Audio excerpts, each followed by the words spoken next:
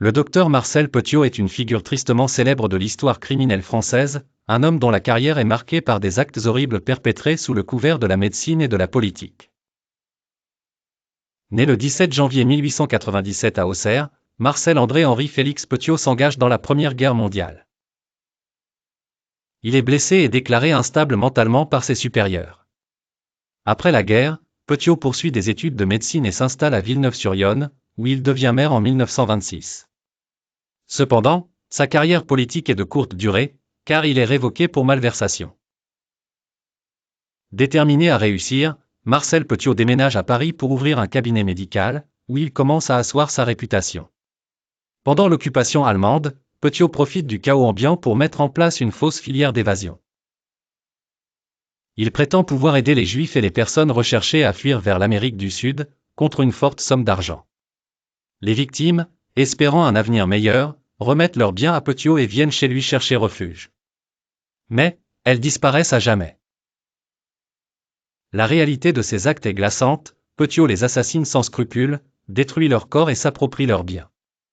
Le 21 rue Le Sueur à Paris devient le théâtre silencieux de ces crimes. En mars 1944, un dégagement de feu suspect alerte les voisins et la police. À leur arrivée, les policiers découvrent une scène d'horreur dans la cave de Petiot, où gisent des restes humains, jusqu'à 27 corps identifiés, accompagnés de valises, vêtements et dents en or. L'enquête dévoile l'ampleur des atrocités commises par Petiot. Parvenu à fuir, Petiot réussit à échapper aux autorités grâce à une fausse identité dans la résistance, continuant ses activités criminelles sous un masque de patriote. Ce n'est qu'en octobre 1944 que la police parvient enfin à arrêter Petiot. Son procès débute en 1946, marqué par ses tentatives désespérées de se présenter comme un résistant ayant assassiné des collaborateurs nazis. Cependant, les preuves sont accablantes et le jury ne croit pas à ses mensonges.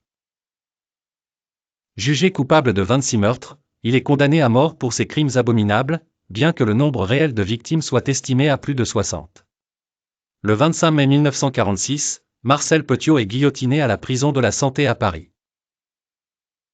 L'affaire de Petiot a laissé une marque indélébile, non seulement pour sa cruauté et la manière dont il a exploité la guerre pour masquer ses actes, mais aussi pour le traumatisme et le scandale judiciaire qu'elle a engendré.